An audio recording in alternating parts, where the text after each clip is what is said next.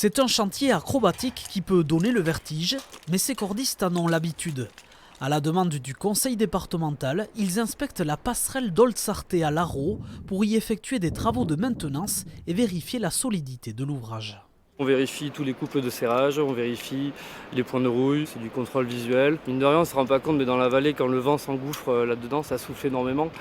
Et du coup, la passerelle, elle bouge, ce qui est complètement normal. Du coup, il y a 2-3 éléments à resserrer, mais c'est rien de méchant, quoi.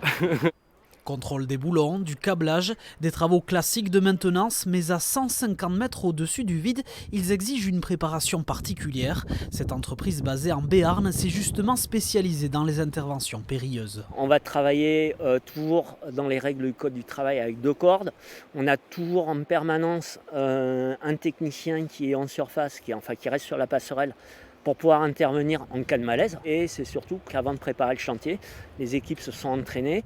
Pour le département, l'enjeu est important. Sur la route du GR10, le site est fréquenté chaque année par 60 000 visiteurs. Il est aussi classé Natura 2000, d'où une réglementation précise. L'entreprise monte tous les jours à pied, il n'y a pas d'héliportage des matériaux. On fait vraiment attention à limiter au maximum l'impact sur les milieux environnements.